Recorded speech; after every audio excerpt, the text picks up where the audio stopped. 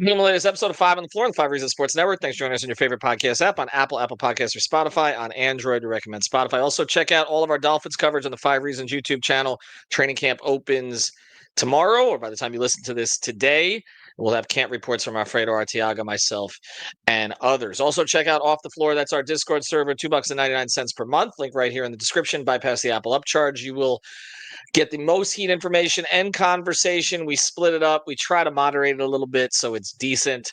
And also, you get the host updates and the stage shows. Check it out. Link right here in the description.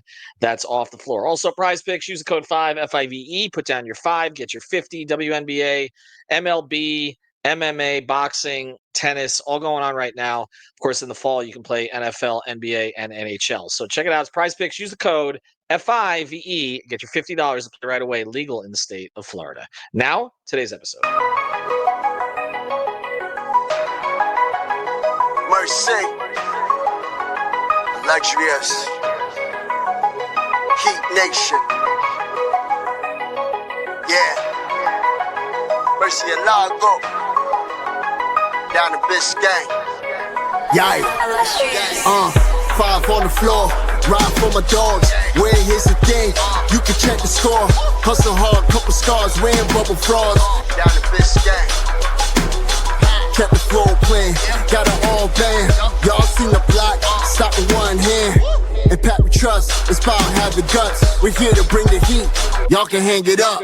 Welcome to Five on the Floor, a daily insider show on the Miami Heat and the NBA, featuring Ethan Skolnick, Greg Sylvander, Alex Toledo, Brady Hawk, and others from the Five Reasons Sports Network. Also, make sure to subscribe to Off the Floor for the most heat anywhere.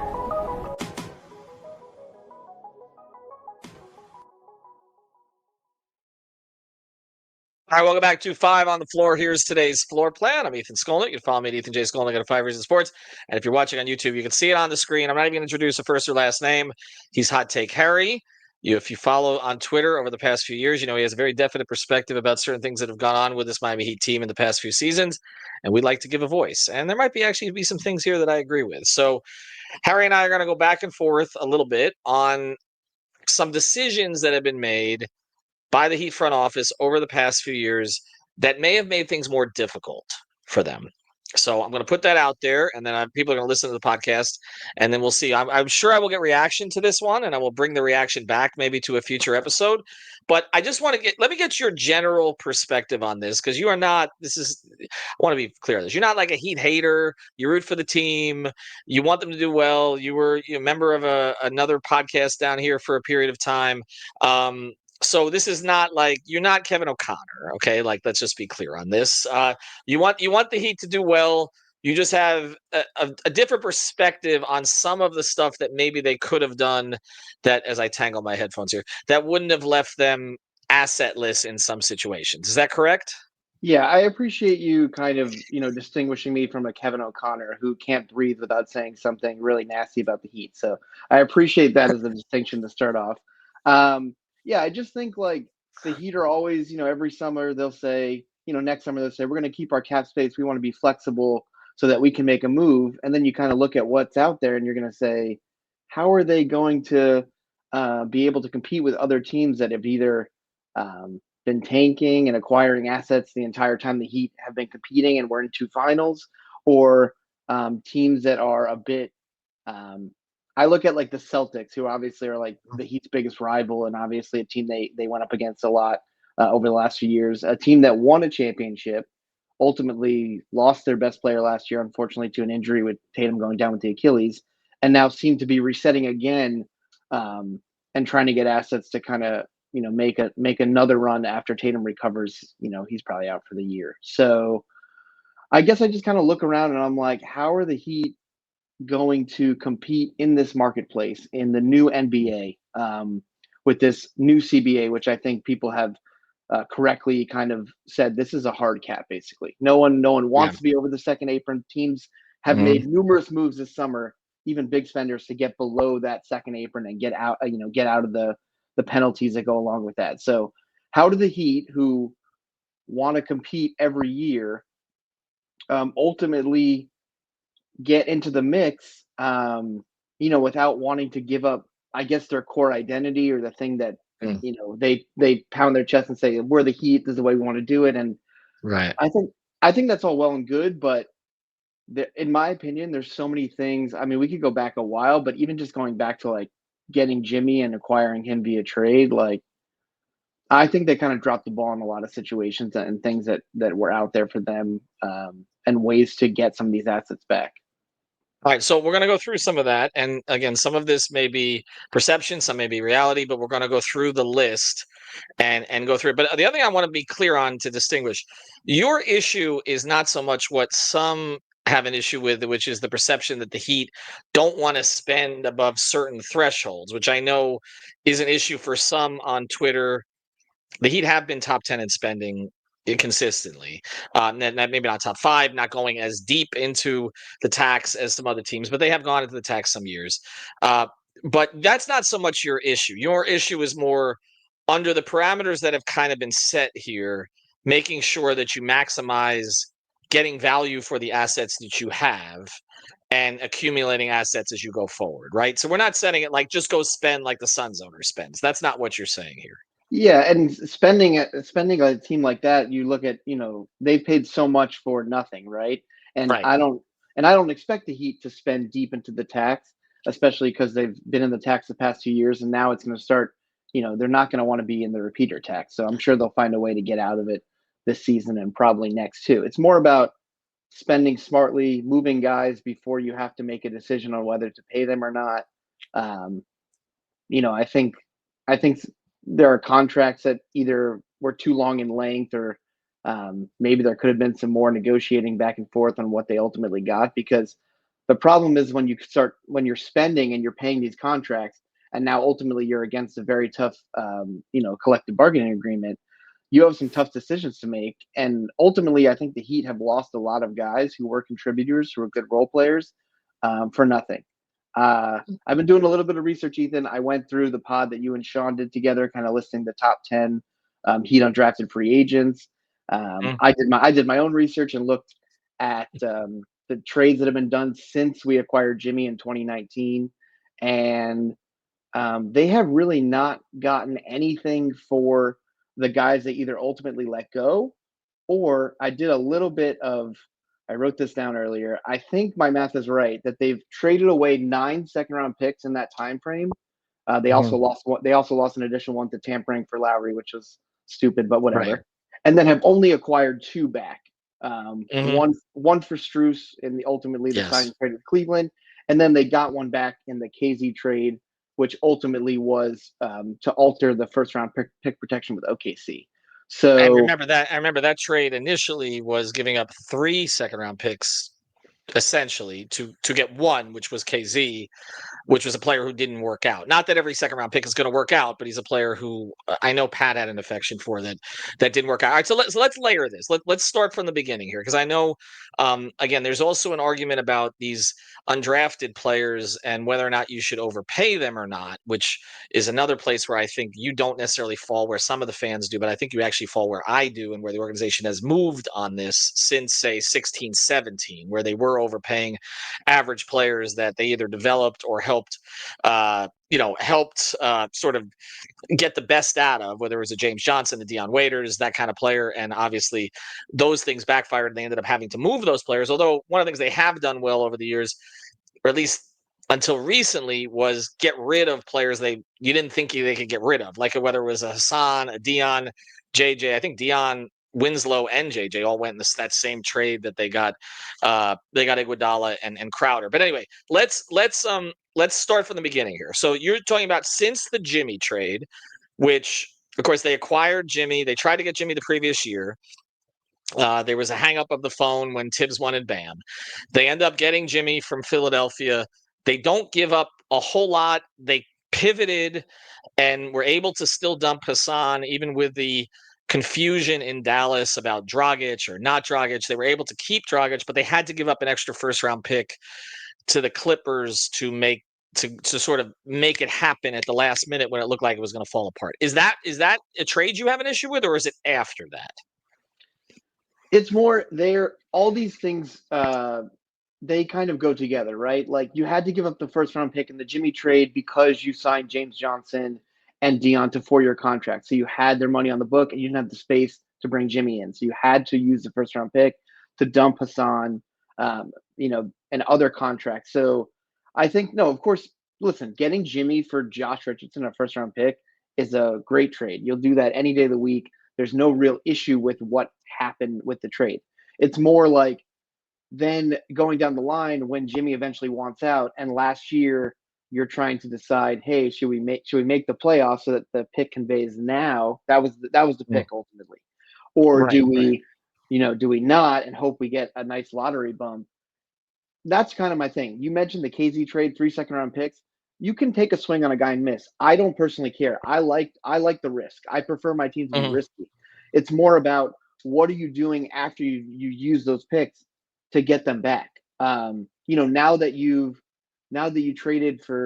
gave up the first for Jimmy in this draft, like, what are you doing to get these picks back? And that's kind of where I think they're slipping a little bit.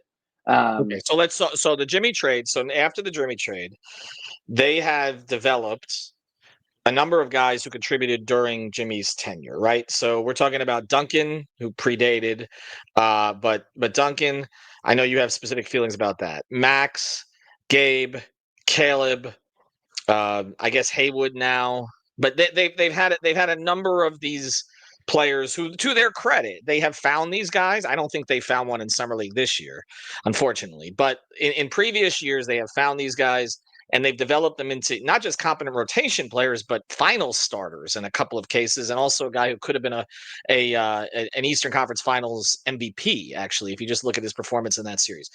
What is your issue there? The issue is not paying them, right? Because I don't think you fall on the side of giving them the big money. It's more not moving them before they leave for nothing. Is that it? That's one. Let me do it like this, Ethan. Because the Heat are really good at two things. Adam Simon's amazing, and he'll find talent in the draft, up and down, whether it's like outside of the lottery, somewhere in the second, undrafted guys. Adam Simon's a really good guy for finding basketball talent. And the second thing they're good is finding guys that have been like discarded. Think about Duncan wasn't drafted. Gabe was a guy who was on, I believe, the Sacramento Summer League team. Caleb Martin got a tryout because of J. Cole. Like, just guys that have Right. been discarded by the league. And ultimately the Heat were like, we see something in this guy where they can be a contributor. Max Strus, he had the injury, right? And then he was cut from the Bulls Summer League team and ultimately got here. So Mhm. they're good at that. They're good at seeing the talent that other people are missing. So once you get those guys, once they've gone through the Heat training program and you're like, these are guys that can play in the rotation. And once you sign them to the 3-year contract that the Heat do, it's the end of that first year and then the 2 years after. That next year, you got to start thinking, if we're not going to bring this guy back, what can we get for them? Because Mhm. if they continue to leave for nothing, I just think you've developed an asset and gained nothing for it. So the 4 guys you mentioned, right? It's Duncan, who now obviously he had a long career with the Heat, but Right. he's gone for nothing. And personally, I thought that trade was really bad, Ethan, and this is why. You've said on the last few pods, like, as you got more and more sources, it sounds like Duncan was kind of never coming back to the Heat. He did the Correct. Heat a huge favor opting out of his deal or early termination, gets his $9.8 million off the books, and so the Heat are like, okay, thanks Duncan, thanks to his agent, we're gonna find you the next spot, and we're gonna try to work this out so you get the most money that's possible. Detroit ends up happening because they're having issues with, they don't know if Beasley. they're gonna be able with Beasley. Right. So Right. that trade only works with a Fontecchio coming back. They've been trying to dump Fontecchio the entire summer. So for the Heat to not get anything in that trade besides Fontecchio back, I think that's bad asset management, especially when Detroit later on makes a trade. They ended up trading Dennis Schroeder to the Kings with a second-round Mhm. pick to get a trade exception back. So how do you not get a second-round pick for that? You're helping out Duncan. You're giving them essentially the only guy. They can only get Duncan on the sign and trade once they sign LeVert. And we know all this stuff. The information is out there. You had Yossi on your pod. You have Brian Goins. These are guys who are excellent with the cap. Everybody knows this stuff, and I know it. And I'm not nearly as good as they are with the cap. But how do the Heat not say, we'll get you Duncan. We'll do it at the number that works, but we want something back for it. Not just Fontecchio, who you've been trying to dump.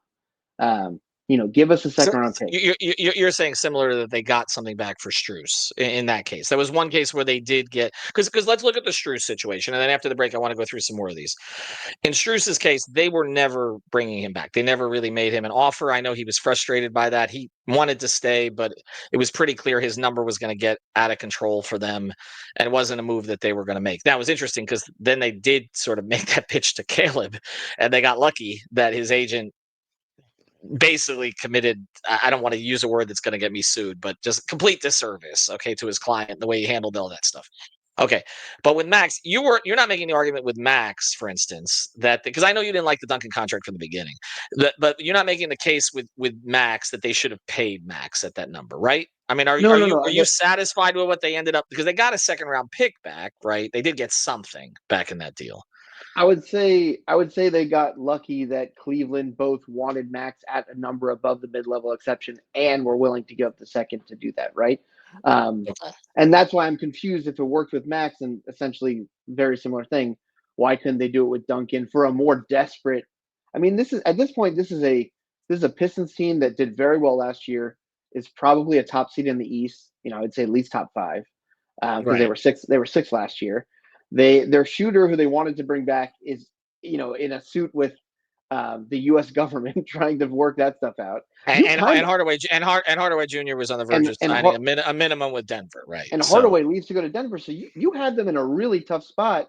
They can't do the move without moving Fontecchio, and I don't mind taking. I never mind taking an expiring salary back, but I got to get. That was a little small. That was a little smaller in case they want to wave and stretch it too. It's a little bit of savings there. It gives you a little flexibility. He's a player they probably could move again. And one of the reasons I want to do this is because I know I'm going to get pushback on this stuff, but at least I get it all out there, and maybe I can get explanations for you on why that didn't happen in that case. All right. So the Duncan trade, I got you. The Max trade, second rounder. On the other side, I want to get to the idea of trading them first because the Caleb thing comes up with that. So I want to touch on that, but we'll do that here in a second because I know that this person did not want them to re-sign Caleb. Lynette, our friend Lynette, you can find her at insurancebylynette.com. You can find her on our Discord all over the place on Playback. Huge Miami Heat fan, but also the best at finding you insurance. 954-581-8800, A Aggressive Insurance Agency. Insurancebylynette.com. 2 N's and 2 T's. Again, it's A Aggressive Insurance Agency, the insurance agency that works for you. Homeowners insurance, renters insurance, and of course, not just life insurance, but also car insurance. And if you have bad driver records, she can help you with that specifically. So reach out to her. A Aggressive Insurance Agency, insurancebylynette.com. All right, let's go to the Caleb deal. Would you have traded Caleb before that trade deadline that year? I guess it would have been 2 seasons ago now. Yeah, that's the number one mistake out of those guys that we mentioned, in my opinion. I think the Max and Gabe things are tough because of how well the team did. And obviously they, based on what happened, they're going to say, no, we would never do that. We made a finals run. Why would we care? But the Caleb thing's interesting because he has that unbelievable season with unbelievable series against the Celtics. Like you said, maybe he could have been Eastern Conference Final MVP. They ultimately lose to Denver. That's the summer they went after Dame and everything kind of fell apart. But why, when Caleb's value at its absolute highest and you're not sure if you're going to bring him back or not, why not go out there and see what his value is? His value is never going to be higher. And look at what's happened since that. Unfortunately, he's had some injuries. He's now been traded twice. Which again, he was traded for Grimes, who blew up after Grimes was traded for him. Actually, yeah. We could do a lot on his agent kind of hurt him and saved the Heat, but and that's kind of my thing. Like, why can't we look into it and say, if we're going to find these guys, the Heat are going to find the next guy. Maybe they didn't find him this summer. They will find another undrafted guy who will ultimately be a role player who will fit in. They'll find the next Haywood. They'll find the next Martin. They'll find the next Vincent. They'll find the next, Duncan. They'll find the next Strus. If that's your plan, and you are, like I said, 9 second-round picks in 6 years they've traded away in different trades: 3 for KZ, 1 for Ariza, 1 to dump Dedmon, 2 to dump Oladipo. And my issue with the Dedmon and Oladipo is not those guys. One, they didn't need to sign Dedmon back for the bloated contract. They thought it would be trade fodder. That never worked out. And the Depot thing was originally a 1-year deal that they eventually it became 2. He gets hurt, he Right. opts in, and then they have to dump him for 2 picks. They 2 second-round picks for Mitchell, which I like Mitchell, so I'm not gonna. That's fine. And then obviously the Lowry tampering. So 9 to 10 second-round picks. They got 2 back, and I don't think in today's NBA you're going to succeed doing this. Like, if you want to have second-round picks available to dump contracts to get under the tax, I understand the benefits of avoiding the tax when you're not competing or when you spent 2 years and getting out of it. But you have to find a way to get these picks back. So either you trade guys, like you trade Caleb at the height of his value, or my other thing, Ethan, which is I don't know why they don't do this, but this is my big brained idea, right? Every single year, the NBA teams have money to spend either in trades or in ways to grease the wheels of different things. Every single draft, you should buy a second round pick. The Heat this year I think they had $3.5 million to spend. They could have bought a second round pick. And then you have a choice to make. Either flip the pick for a future second round pick after you've acquired it, or draft the player and do something with it. The Heat, Josh Richardson was a great second round pick. He was used in 2 massive trades. He was traded for Jimmy Butler. He was then traded from the Celtics to the Spurs for Derek White. Well, Larson looks like Larson looks like a rotation player. Larson looks like a guy who could sweeten a deal. Wasn't Davion Mitchell a second round pick? Like, no, he was a first round. He was a first rounder, but Larson was their own second rounder, and they have had over the years. I mean, Chalmers was a high second round pick. I mean, they've had a handful. I guess the argument I've always made against them buying into the second round or emphasizing the second round is that they do so well with undrafteds that I haven't really seen the need for them to accumulate second round picks for themselves. I get it as trade sweeteners, as trade fodder, that kind of thing. But for them, like all they needed was, like, for instance, like Tyler Johnson had a terrible Portsmouth camp, right? Like they were targeting Tyler Johnson as a potential second round pick. He had a terrible Portsmouth camp. And so they were like, so first phone call, they get him right after that. And whatever you want to say about the overpaying Tyler and all the rest of that, he was a good rotation player for them during a time where they were kind of middling, but he was a decent rotation player for them. He gave them something. Okay. So that's always been my thing as well. If they can get, and I don't know what Keyshawn Johnson's going to be now. It doesn't look like he's necessarily on the uptick like I thought he might be. But if they can get, if their first call after the draft is usually to a player that's going to help them, then, or they think can help or they can mold, I haven't been as big on the second round pick stuff. It's that if you don't have the second round picks, I guess the problem is you can't sweeten these trades, and then you also can't get off of deals as easily. So Ethan, do both. I agree with you. They're going to end up getting the guy they want undrafted most likely. So get them there, but then also have the second round pick, whether you draft a player and you could find out if they're going to be another. You have 3 two-way contracts now. It could be a cheap contract at the end of the roster that you can use, that you need to use in a trade to push over the finish line. When KD got traded to the Rockets, the first trade I saw besides the news was yours saying, man, I guess the Heat need second round picks. This is the new currency in the NBA. And they've just been a little bit behind the 8 ball in getting it. So like I'm saying, they've given away a lot of these second round picks for whatever reason. We don't have to agree with the reasoning. But Bryant was a swap, right? So they didn't actually get one in that deal, right? No, that was a swap. Just a swap. But what I'm saying is, if you've given up 9 in 6 years, and remember, you only you start with 1 a year, you need to get these back. You need to be able to, every time a guy's available for a trade, you don't want to come up short because you're like, well, I don't want to give up another first because I already owe this one, and I don't know if it's. The problem is the Heat have put themselves in a spot where they can say, hey, man, KD was too expensive for us, and it wasn't going to put us over the top, so we took a back seat.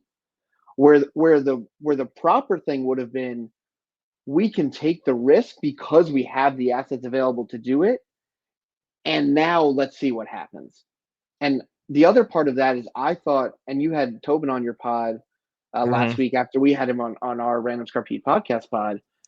And I thought the best part of his rant was, if you believe in Tyler and Bam, bring in the talent to help them win.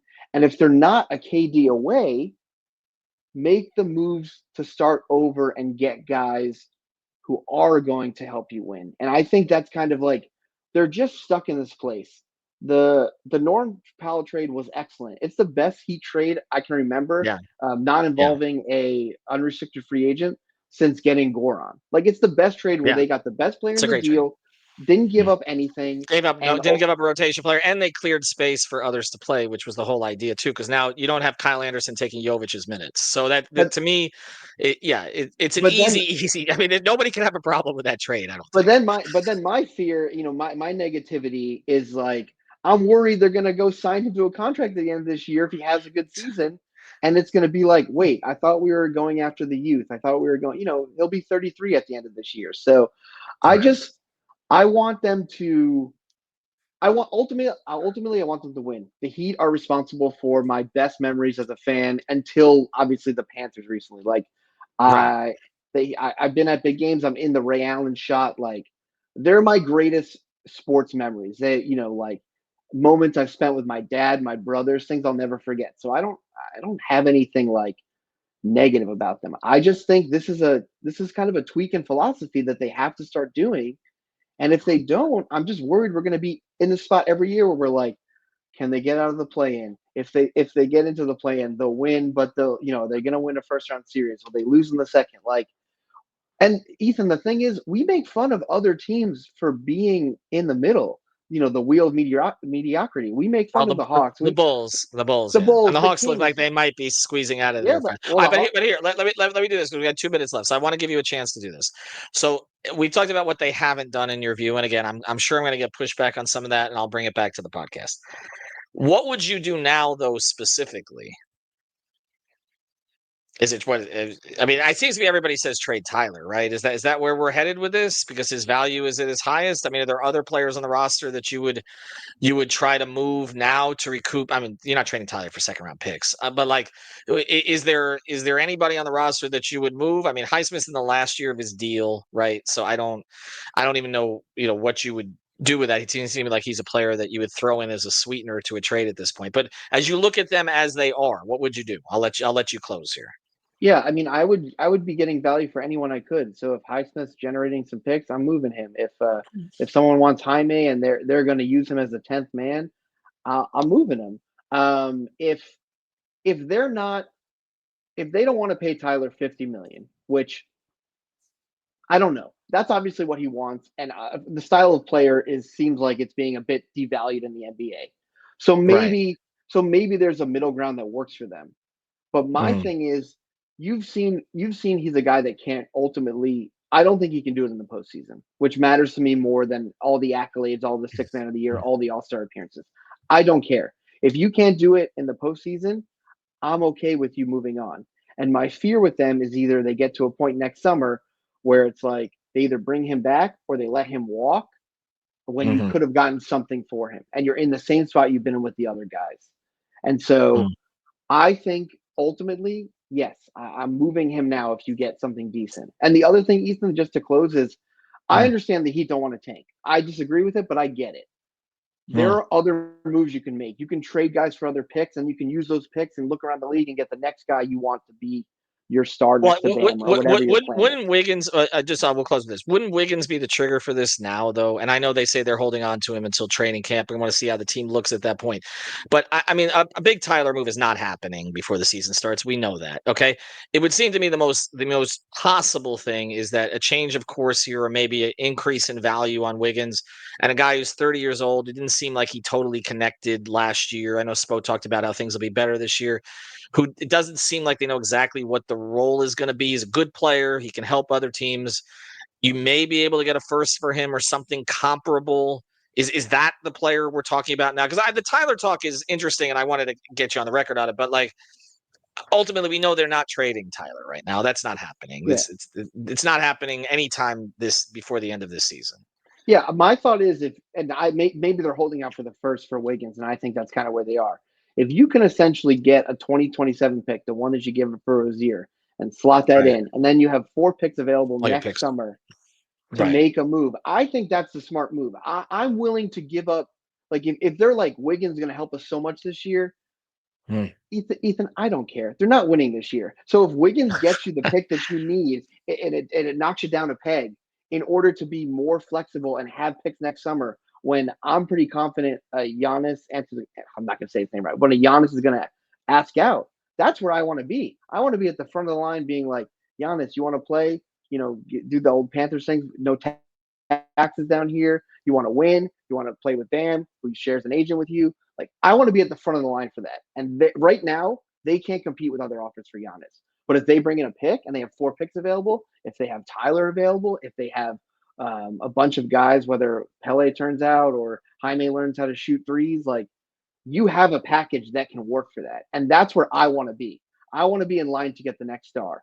Or, Ethan, I want to go call San Antonio and say, you don't need De'Aaron Fox anymore. What's it going to take to get him? Like, that's what I want to be doing. I want to be looking for the next guy because I don't think Bam and Tyler you're winning with them. I don't think it matters necessarily who you bring around them if they're making the most money on the team. And so that's what I'm looking for. How do I transition from Jimmy's gone? What's the next step? And that's what I'm doing as the Heat, and that's what I want them to do as a fan. Like, how do we get back to competing? Because we're stuck in the middle right now. All right. You can follow him at Hot Take Harry. We wanted to give him the full platform here. I know there are a lot of Heat fans who are going to agree with this. I know there are probably some who are around the Heat who won't, and that's why we wanted to put it out there. And then I'm going to bring everything back on off the floor. Maybe we'll do another podcast on it. Harry, appreciate it. Thank you very much for joining. Thank you. All right. See you soon.